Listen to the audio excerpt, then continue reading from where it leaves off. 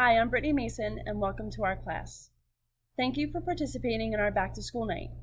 Tonight I'm going to go over our Humanitarian Studies and Social Justice course. I'm going to give you information about me, our dual credit program through Stockton. I'll review our course and our units. I'll also take you into our Schoology platform and review our grading procedures, and finish off with our class rules. So as uncertain as the school year may be, one thing that I am sure about is that I know building relationships with our students is so important. It is on my priority list, so I've shared myself, an introduction about myself, so I'm going to do the same thing with the adults at home. I've been teaching for 12 years at Washington Township High School. I actually graduated from here. When I graduated, I went to Rutgers University, where I obtained my bachelor's in history. I then went to St. Joe's University and got a master's in educational leadership. One of the coolest things that's happened to me in my 12 years of teaching is that last year I was named Gloucester County Teacher of the Year. Now, I certainly don't share that information with you or the students for accolades, but I was provided with some really cool opportunities and met some really incredible people in New Jersey and around the country. In any way I can, I try to bring those opportunities and experiences and even people sometimes in our class. This has provided and will continue to provide our students with some really unique opportunities. Now, if you were sitting in my classroom on a traditional back to school night, you would see on my back wall some very big letters, and they say, "Enter to learn, depart to serve."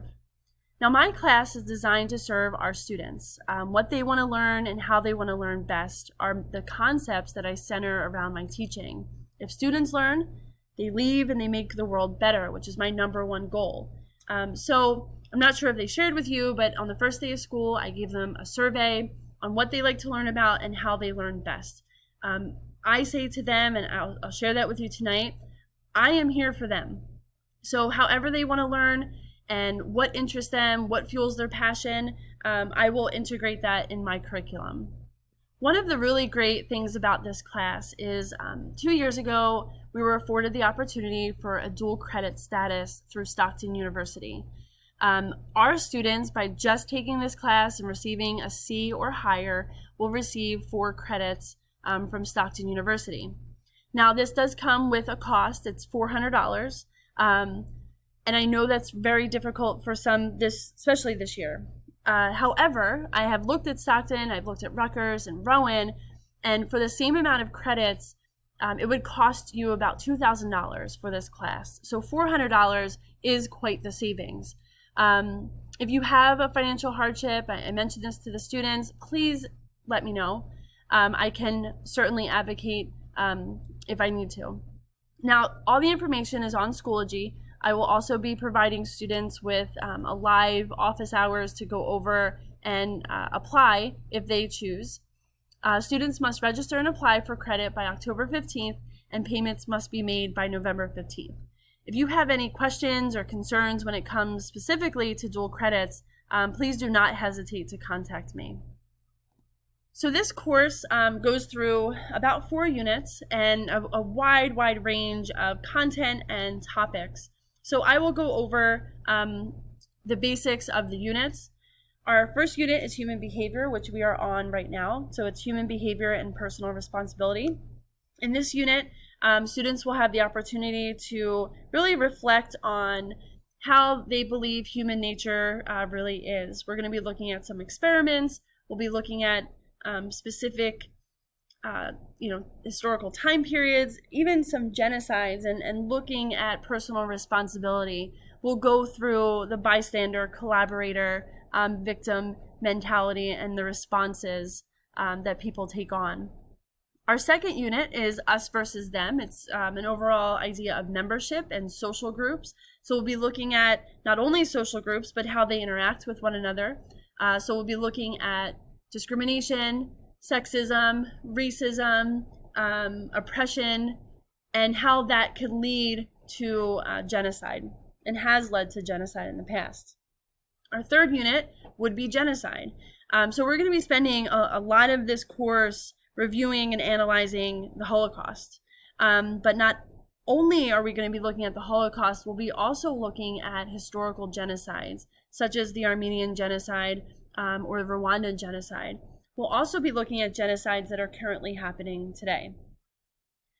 The Unit 4 is our last unit, and we'll be using all of the skills and all of the knowledge from the first 3 units and apply them to human rights violations that we've seen throughout history and currently.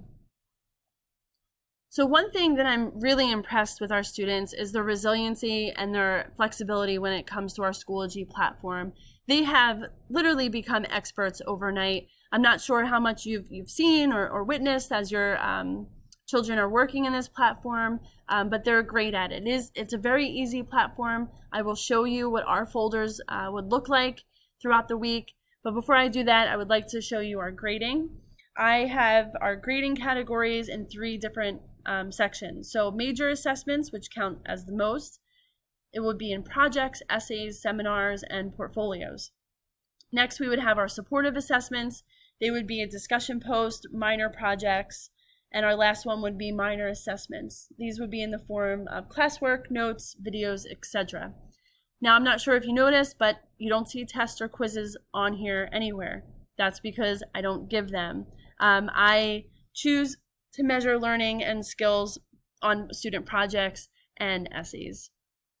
Now, I wanted to take some time to go over our Schoology page. Now, every teacher's might look a little bit different, but the basics are the same. So students would log into Schoology and access the social justice class. Now, when they did that, this is what they would be met with. I have some contact information that would always be up here, my office hours links. I also have like 24-hour remote help. And then at the bottom, you would see folders for each week. So for example, we can go into last week's folder and I would post an overview of the week. This is a recording where I give instructions. I go over our learning targets for the entire week. Now, once students view that, there will be folders and there will be different numbers of tasks each week, but I try to keep them between 3 and 4. So last week, students had to do a discussion board overview. And once you click into any certain task, you will be met with all of the resources that they would need. So here is one of assignment. This is a discussion. So students had to read a speech, which they can upload from right here. Okay, they could read it. They would answer the questions in our discussion board and then respond to classmates. So every resource that they would need to complete that assignment would be uploaded in the folder. Now, I know this might sound silly, but I do have some class objectives and rules and expectations for my students. And these are important to me. These are something that kind of maintains our classroom and our safe space. So I encourage students to have a vision. I ask them to hope and dream. I ask them to be accountable for their own education. I encourage them to invest in themselves and take time for self-care. I also ask them to lean into the struggle. Not everything in this class is going to be easy. Not everything or any discussion that we have is going to be met with a solution. But I encourage them to lean into the struggle, right? Because that's how we learn. And I focus on learning in this class, not grades. I think that's important, that students understand that growing in their learning and their knowledge is more important than their GPA. I also ask them to own their culture and celebrate what makes them unique. And I ask them to do fun things. My hope is that this class is fun for them and they learn something and it's not, unbearably stressful. Because we all need some optimism in our lives. So I thank you for spending your time with me tonight. I'll open this up if you have any questions. I do have my contact information. I have office hours every day and every Wednesday, but I do tell kids, encourage them, don't wait until my office hours on Wednesdays. If you have a question, a concern, please let me know as soon as possible. And I am super responsive. And I'm looking forward to this school year. So please let me know if you have any questions.